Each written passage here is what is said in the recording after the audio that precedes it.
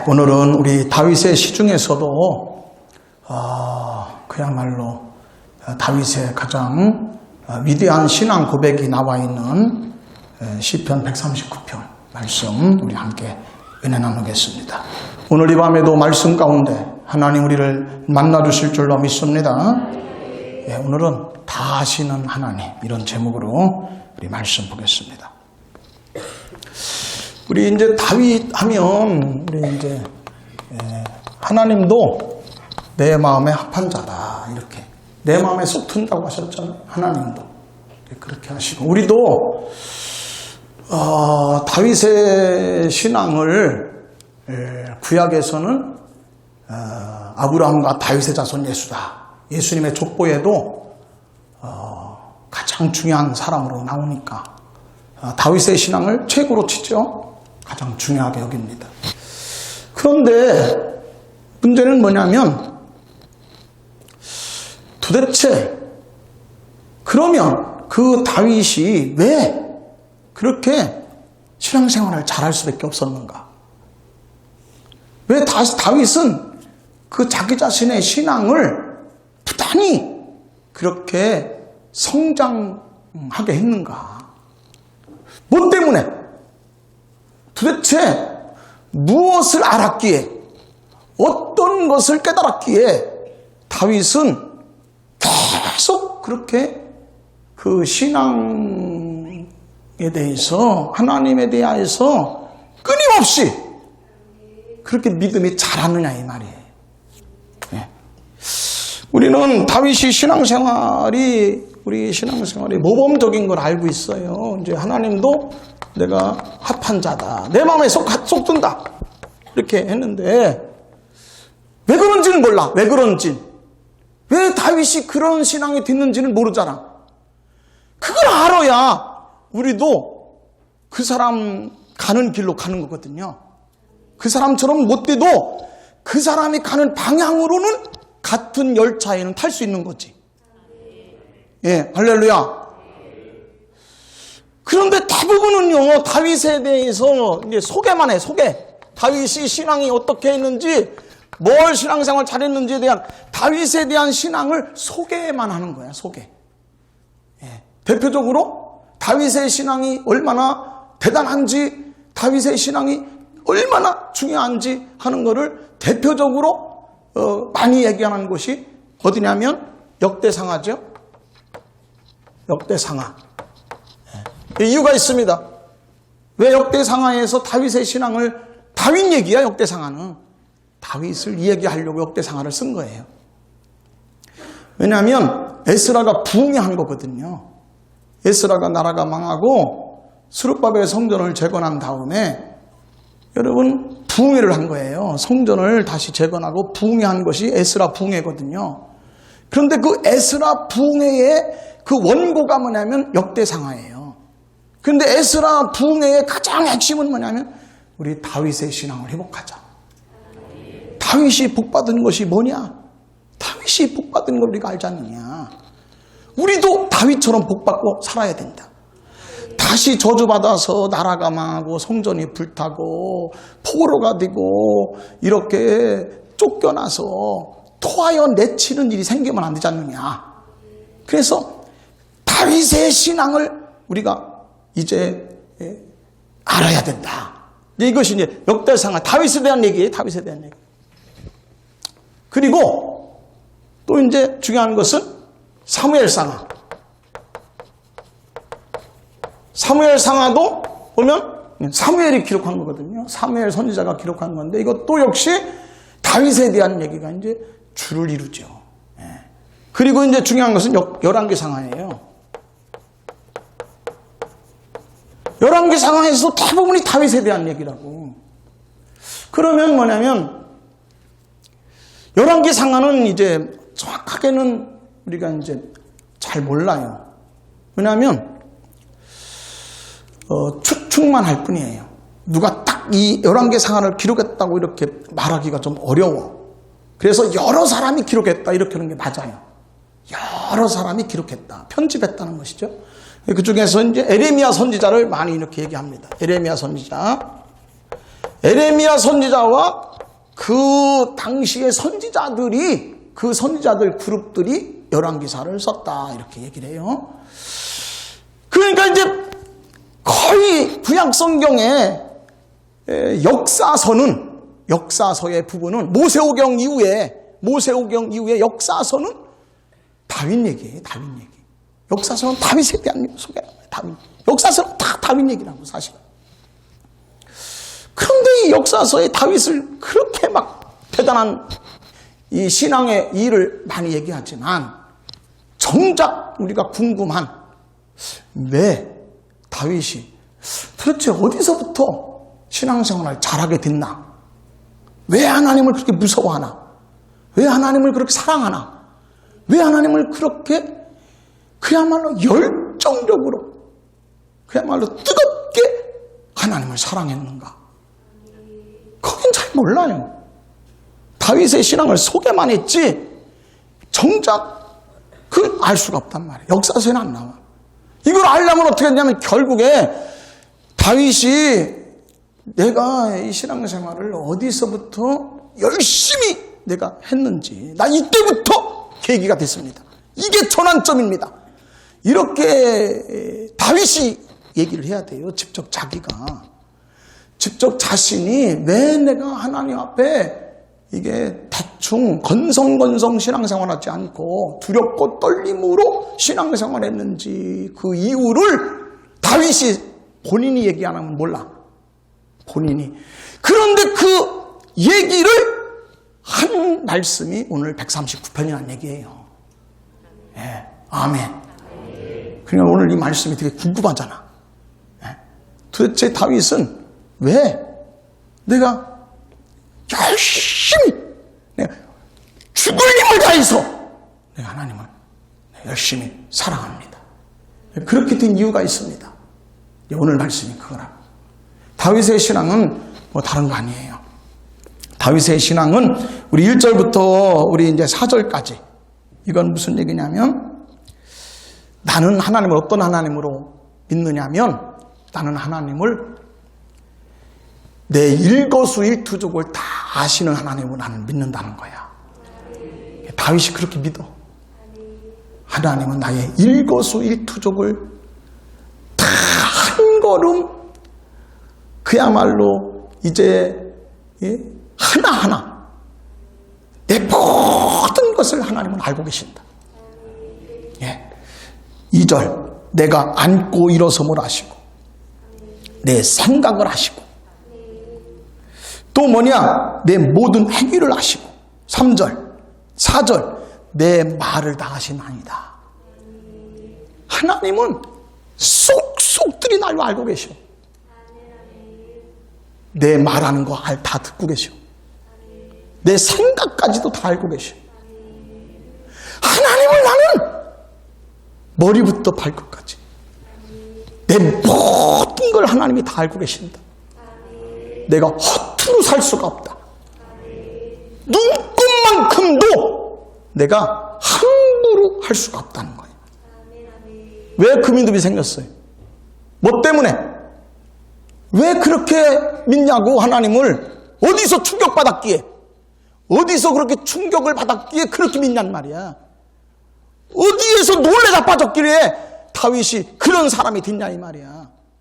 이번에 우리 이제 부흥에, 대전 서남지방 부흥에 오신 목사님이 이제 서동원 목사님이에요. 예. 이제 우리 큰애가 이 서동원 목사님한테 이제 그 석사학위 논문을 했어요. 그래 내가 개인적으로 조금 친했었는데 이번에 좀 제가 그분의 목회에 대해서 제가 이번에 많이 은혜 받았습니다. 예. 할렐루야. 아니 좀 열심히 좀 참석하세요. 은혜 받는 자리에 있으면. 저는 이번에 3가지 내 일생에 아주 중요한 전환점을 받았다니까. 그냥 은혜, 그냥 은혜가 있든지 말든지 그냥 오든지 가든지 그러니까 그냥 관심이 없어. 그냥 은혜 받아야 돼. 은혜 받으면 인생이 바뀌어요. 아멘. 내 운명이 바뀌어. 여러분, 내 삶이 바꿔져요. 아멘. 그분이 얘기를 하더라고. 자기가 이제 신학을 하기 전에 뭐냐면 서울에서 학원 강사를 했대요. 서울에서 학원 강사를 했는데 어떤 강사를 했냐면 영어 강사를 한 거야. 서울 강남에서 영어 학원 강사를 했으니까 실력이 만만치 않은 거지. 나름대로 실력 있는 사람이지. 영어에 대해서. 그래서 이제 학원 강사를 하니까요. 그야말로 그냥 사실은 그냥 많은 수입이 생기더라는 거야. 많은 수입이 생겼다는 거예요. 그런데 본인이 이제 은혜 받고 이제 목회 길로 온 거예요. 그리고 그냥 당진에 가서 목회를 했대요. 당진에 가서. 그냥 시골 교회에 그냥 뭐 교인도 몇 명 없는 데서 목회를 한 거야. 그러니까 늘 마음은 콩밭에 있었대. 콩밭에. 내가 언제까지 이 짓을 해야 되나. 저기 가면 돈이 그냥 한 달만 해도 그냥 뭐 몇 명만 해도 고액과에 몇 명만 해도 편안하게 사는데 내가 이거 왜 일을 해야 되나. 아유, 내가 일을 언제까지 해야 되나. 이랬다는 거야. 그런데 이제 부흥회를 해야 되는데 강사를 모실 수가 없는 거야. 시골 교회에, 조그만 교회에 강사를 누가 모실 수가 없어. 그래도 좀 나름대로 그래도 좀 유명한 목사님을 모시고 싶은 건데 그 잘 아는 목사님을 좀 모시고 싶은데 시골 조그만 교회에 누가 오냐 이 말이야. 강사님이 안 온다 이 말이야. 그런데 누가 추천을 하는데 어떤 목사님 한번 추천하시더래요. 그 목사님은 뭐냐면 암으로 수술을 몇 번을 하고 그것이 또 전이가 돼가지고 이 암 하나 고치면 이 암이 하나 생기고 이래서 3번에 걸쳐서 암 수술을 했대. 암을 3번을 수술했대. 그래서 그냥 거의 병원에서 항암 치료 받으면서 일생을 사는 목사님이래. 항암 치료 받으면서 일생을 산대. 그 당시 자기네 교회에 와서 부흥회를 할 때도 역시 그렇게 암이 있었다는 거예요. 그래 늘 병상에서 기도하는 목사님이야. 이분의 한 가지는 뭐냐면 육신은 약하나 영은 강한 거야. 육신은 약하나 영은 강하도다. 예, 아멘. 이분이 와서 부흥회를 하는데 이분이 딱 올랐더니 그러더라는 거예요. 정말 자기는 완전히 솔솔아쳤다는 거야. 내가 항복했다는 거야. 하나님 나 잘못했습니다. 나 목회하겠습니다. 이랬다는 거예요. 이분이 딱 올랐더니 그러더라는 거예요. 목사님한테. 목사님, 하나님 말씀하십니다. 아이고, 내가 이 일을 언제까지 해야 되나? 그 얘기 하지 말라고 하십니다. 와, 소름 쫙 끼치는 거 아니요? 아무도 모르는데 이거는요. 자기만 하는 얘기야, 자기만. 아이고, 이 일을 내가 언제까지 해야 되나? 이랬대. 근데 그걸 그대로 흉내내더래. 하나님이, 목사님, 아이고, 내가 이 일을 언제까지 해야 되나? 그 얘기 하지 말라고 하십니다. 그런데 진짜 꼼짝을 못 하겠더라는 거야. 그래서 그날부터 목회를 하기로 했다는 거예요, 자기가. 아멘. 다윗은 그러면 언제예요, 다윗은? 다윗도 이런 충격을 받았기 때문에 하나님은 내 모든 걸 아십니다. 그렇게 얘기한 거야. 언제예요? 하나님이 나를 안수하실 때라는 거예요. 안수하실 때. 여기 나오잖아요. 5절. 하나님이 내 앞뒤에 서서 내게 안수하셨나이다. 기름 부어서 나를 왕으로 기름 부으셨나이다. 그런데 도대체 이 하나님의 오묘함이, 이 하나님의 심오함이 너무 신기막측합니다. 왜냐? 자기는요, 양이나 치던 사람이야.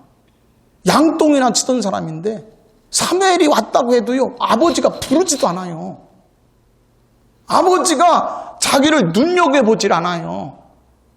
사무엘이 오셔서 뭐냐면 사울 왕의 뒤를 이어서 왕을 삼을 자를 지금 안수해서 세우는 거예요. 그런데 다윗은 감히 그 후보에도 들지 못해. 그 후보 안에 못 들어. 안 불러. 아버지가 안 불렀어요. 여러분, 사무엘상 16장에 나온 말씀이에요.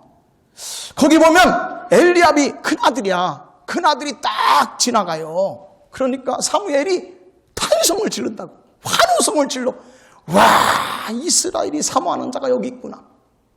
그러면서 막 급해. 막 빨리 안수기도를 하려고 그래. 기름을 막 부으려고 그래. 하나님이 안 된다. 잠깐 수도 안 된다는 거예요. 멈춰라. 내가 저를 버렸느니라. 버려. 지나가 버려.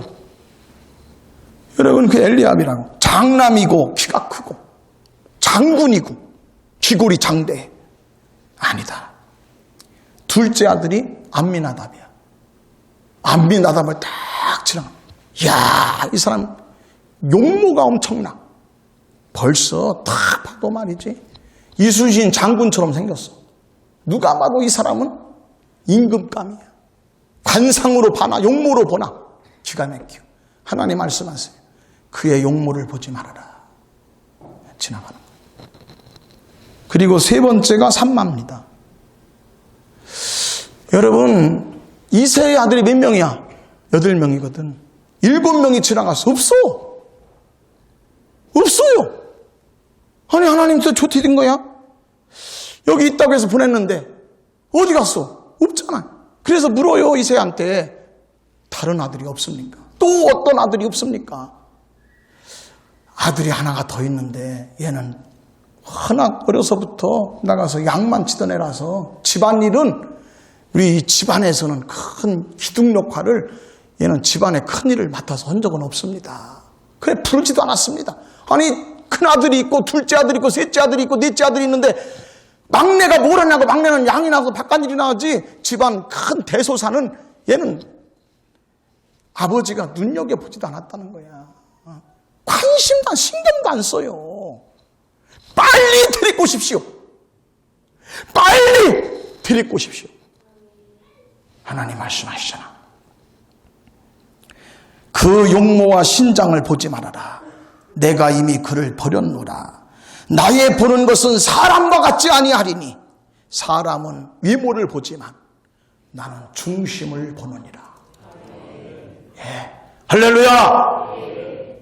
여기에서 말이죠, 아무도 여러분 눈여겨보지 않는데, 아무도 다윗을 생각하지 않는데, 다윗이 찬송 부르며 어둠 속에서 양을 홀로 치며 여호와는 나의 목자시니 내가 부족함이 없으리로다.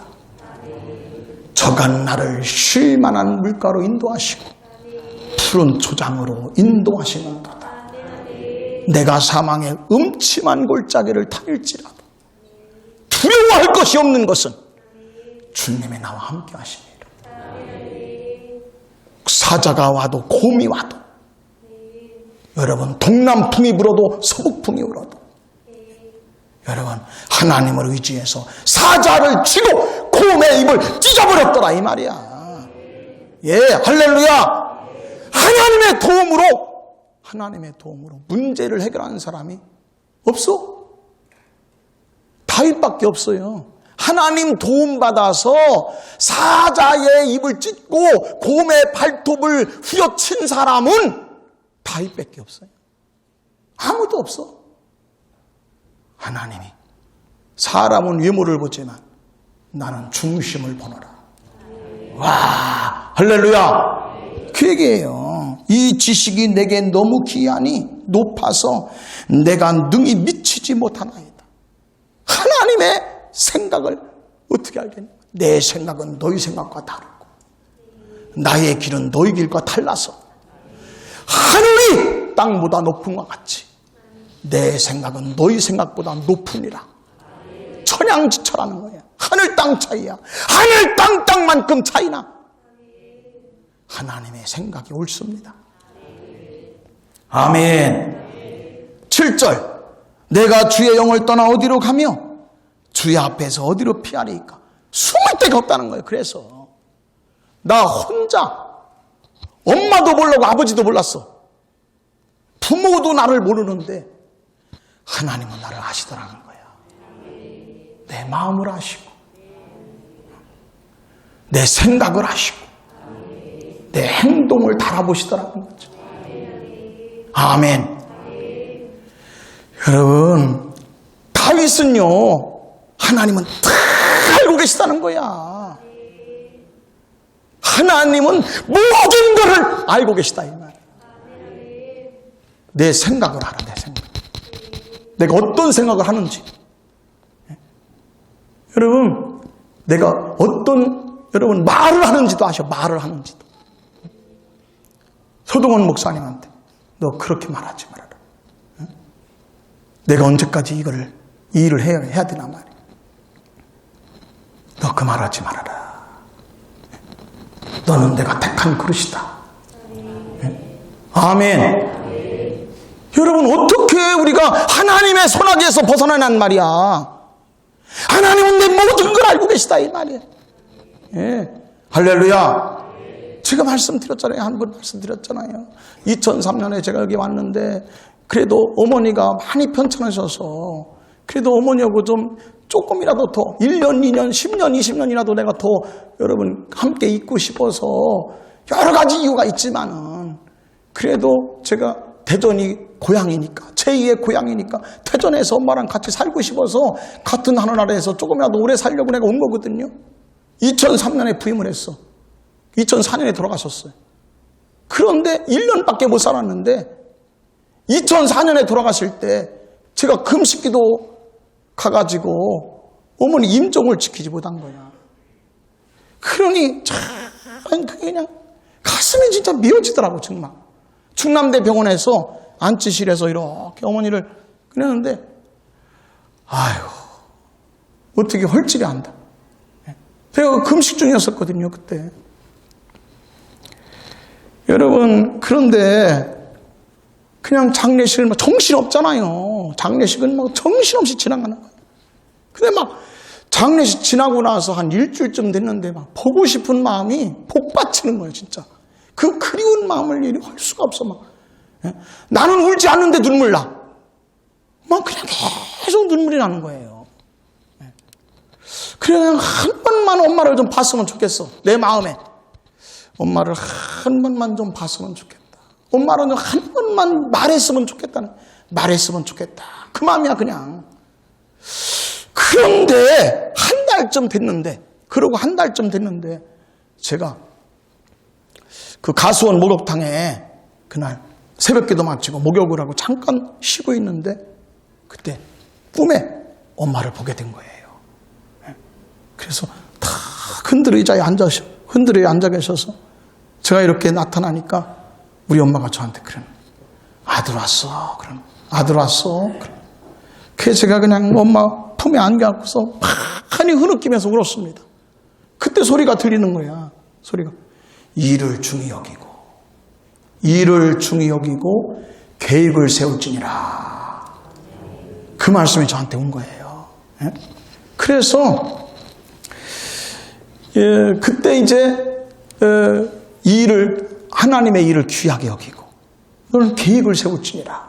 2004년 부활절부터 5년 작정기도 이 성전 건축 20주년 기념예배당 5개년 작정기도를 사실은 그때 시작을 하게 된 거라고 알고 보면. 그 계획을 세우게 된 사실은 근거가 뭐냐면 제가 엄마를 만났을 때 제가 하나님 음성 듣고서 부활절부터 그걸 시작하게 된 것이거든요. 그 하나님이 다 우리의 모든 걸 알고 계십니다. 일거수일투족을 알고 계시다는 거예요. 깨달아 주시기를 주름으로 축원합니다. 7절 내가 주를 떠나 어디로 가며 주 앞에서 어디로 피하리까. 하늘에 올라갈지라도 안 돼. 거기 계시고 9절 바다 끝에 있을지라도 안 돼. 안 되는 거예요. 하나님을 떠나 살 수가 없어요. 그러면 하나님을 피해서 살 수 없으면 우리가 무서운 거냐? 그게 여러분 무섭고 두려운 것만 있느냐? 그렇지 않아요. 여러분 우리가 하나님이 우리 모든 걸 우리 말 한마디 생각 하나 다 아시지만 그래서 무서운 거냐? 아니야. 그래서 고마운 거예요. 그래서 너무 감사하다는 거야. 예, 할렐루야. 여기 다윗이 한 얘기를 보세요. 여기 말씀해 보세요. 예, 거기서도 주의 손이 나를 인도하시고 주의 오른손이 나를 붙드시리로다. 혹시 나에게 흑암이 나를 덮고 여러분 밤이 나를 여러분 이제 그 밤이 나를 덮을지라도 12절 주에게는 흑암이 숨기지 못하며 밤이 낮과 같이 비추이나니 주께는 흑암과 빛이 마찬가지니이다. 우리는 흑암이 덮이면 꼼짝 못하지만 어둠이 나를 감싸면 눈앞이 캄캄하고 한 발짝도 뛸 수 없지만 창조주에게는 아무것도 아니다. 빛이나 어둠이나 매 한 가지니라. 아멘. 여러분, 자 14절 내가 주께 감사하오면 나를 지으심이 심히 기묘함이라. 주께서 하시는 일이 기이함을 내 영혼이 잘 아나이다. 아멘. 수많은 하나님의 은혜를 받았다는 거예요.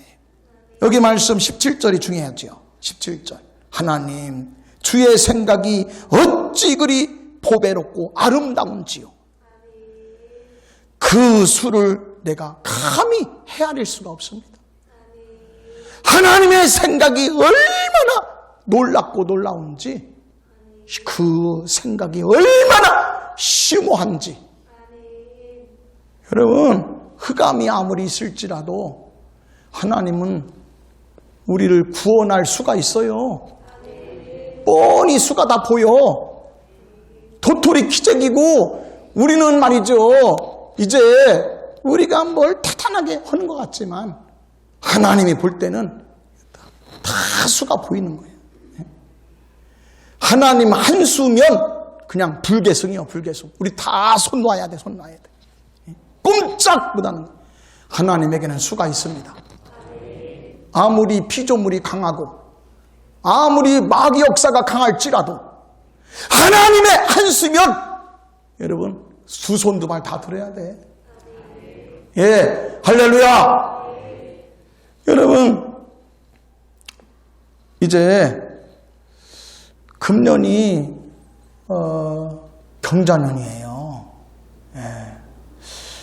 이름이 금년에 경자라고 하는 분들 다 그래서 많이 어렵더라고요. 보니 우리 집사람 친구도 경자인데 경자는 잘 있냐 이렇게 하니까 막 이렇게 했던 여러 가지 농담을 많이 하더라고요. 그러니까 여러분 주의 해인데 쥐띠인데 우리 아버님이 이번에 이제 명절에 아주 중요한 얘기를 이렇게 해주셨어요. 우리 설 명절에 예배를 드리고 가정 예배를 드리고 그 얘기를 하시더라고요. 우리가 쥐의 해가 경자년이 됐는데 우리 쥐띠 해에 우리가 쥐를 통해서 꼭 배워야 될 게 있다는 거야. 그러면서 그 얘기를 하세요. 쥐는 그야말로 고양이 앞에 쥐다 이렇게 하잖아. 그래서 고양이만 나타나면 쥐는 그냥 죽은 목숨이야. 네. 그래서 털이 쓴다는 거예요. 털이 쓴다는 거예요. 고양이 앞에 딱 쥐가 쓰면은 그냥 모든 털이 다 쓴다는 거예요. 그래서 목숨이 지금 그야말로 경각판에 달려있는 거지. 그냥 곧 죽을 목숨인 거야. 살 길이라고 하는 건 누구만큼도 없어. 그래서 뭐냐면 쥐 앞 고양이 앞에 쥐는 그냥 끝난 거예요. 인생이 다 끝난 거예요. 그런데 이 쥐가 고양이 앞에 있는데도 쥐가요, 웃을 때가 있다는 거예요. 고양이 앞에 선 쥐가 한 번은 웃을 때가 있다는 거예요. 난 깜짝 놀랐어요. 그럴 날 있나? 그게 언제 그럴 수 있어? 다 무서워 떠는데 하얀 속털까지 쓴다는 거야. 그런데 쥐가 고양이를 만나도 웃을 때가 한 번 있대. 언제냐면 쥐구멍 앞에 있을 때. 쥐구멍 앞에 있을 때는요, 웃는다는 거예요. 피할 길이 있을 때. 그러면서 우리 아버님이 저한테 그 얘기해요. 우리 다 예배 드리면서 금년이 우리 경자년이고 쥐의 해인데 마귀가 우리를 집어삼키려고 하면 온 머리가 곤두쓰고 온 세포가, 온 심장이 떨리고 곤두쓸지라도 하나님은 우리의 피난처가 되시니, 하나님은 우리의 피할 길이 있으니 우리는 웃으리로다. 아니, 내가 설교 끝나고 났더니 우리 아버지가 부흥해 놓으시더라고. 그래, 내 설교는 다 잊어먹었어. 내가 어떤 설교를 했는지 잊어먹고서 우리 아버님이 새해 신년에 너희들에게 주는 말씀 하면서 얘기하는데 부흥 강사 목사님의 설교야. 그래서 다 거기에 은혜 받았어요. 여러분, 우리는 고양이 앞에 쥐와 같이, 마귀 앞에 우리는 아무것도 아니야. 그냥 우리는 죽을 수밖에 없어요. 꼼짝달싹 못해. 근데 우리는 웃을 수 있어. 우리에게는 쥐구멍과 같이, 우리에게는 피난처가 있어요. 하나님은 우리의 피난처가 되시고 반석이 되시고 요새가 되시고 환난 중에 만날 도움이 되시리로다. 할렐루야. 여러분, 오늘 그 말씀이에요. 자, 17절. 하나님, 주의 생각이 내게 어찌 그리 보배로운지요. 그 수가 어찌 그리 많은지요. 내가 세려고 할지라도 그 수가 모래보다 많도소이다. 내가 깰 때에도 여전히 주와 함께 있나이다. 할렐루야. 여러분, 하나님의 수는 무궁무진해. 우리에게는, 여러분, 우리는 더 이상의 수가 없어요. 아무리 살펴봐도 더 이상은 빠져나갈 길이 없어. 그냥 불개패예요, 불개패. 도저히 살 가망이 없어요. 근데 하나님이 볼 때는 하나님의 수는 셀 수 없이 많이 있도다. 아멘. 여러분, 다윗은요, 모든 걸 아신다는 거예요. 나의 일거수일투족을 아시나이다. 다윗이 여러분 신앙생활을 함부로 말하지 않고, 함부로 행동하지 않고, 함부로 혀를 놀리지 않고, 함부로 여러분 행동하지 않고 생각하지 않은 것은 다른 거 아니에요. 하나님은 다 알고 계시다는 거예요. 심지어는 여기 16절에요. 주의 책에 다 기록이 되었나이다. 내 형질이 이루어지기 전에 주의 눈이 보셨으며 나를 위하여 정한 날이 하루도 되기 전에 주의 책에 다 기록이 되었나이다. 내 모든 것을 하나님은 다 알고 계시고 기록하고 계시다, 이 말이에요. 하나님 앞에 내가 어떻게 피할 수 있냐 이거예요. 내가 하나님의 영을 피해서 어디로 가겠니까? 하늘 끝에, 바닷가에. 여러분, 어디에 숨을 수가 있냔 말이에요. 오히려 하나님의 모든 걸 알고 계시니 흑암 중에 내가 있을지라도, 밤이 날 덮을지라도 하나님에게는 수가 많도소이다. 내가 살아날 길이 무궁무진하나이다. 내가 살 수 있는 카드가 수없이 많으니이다. 내가 볼 때는 꼼짝달싹보다도 내가 살아날 수 있는 카드는 수도 없이 많이 있다. 셀 수 없이 많은 카드가 있다는 거예요. 하나님에게는 카드가 있어요. 하나님에게는 묘책이 있어요. 하나님에게는 길이 있어요. 하나님에게는 방법이 있단 말이에요. 아멘. 이게 다윗의 신앙이에요. 언제부터 다윗이 이렇게 반전이 됐는가? 언제부터 계기가 됐느냐? 여러분, 자기를 부르실 때, 안수하실 때, 나를 어떻게 하나님이 아시냐 이 말이에요. 부모도 버린 나를, 부모도 관심 갖지 않은 집안의 대소사를 한 번 참여시킨 적이 없어요. 형님들이 다 했어. 막내가 나서서, 막내가 앞에 서서 한 것이 아무것도 없어요. 그런데 어떻게 하나님 날 아시냐 이 말. 신기하고 놀랍도다. 저나 여러분, 하나님이 아십니다. 여러분, 하나님은 위모를 보지 않고 중심을 보십니다. 오늘 이 말씀을 저나 여러분들이 기억하셔서 우리가 말 한마디도 복받게 하시고 일거수일투족을 함부로 하지 마시고 주님이 보고 계십니다. 알고 계신다면 우리의 인생의 삶을 우리 정확하게 주님을 붙들고 해야 됩니다. 말씀에 의지해서 오늘 또 승리하는 이 밤이 되기를 주의 이름으로 간절히 축복합니다.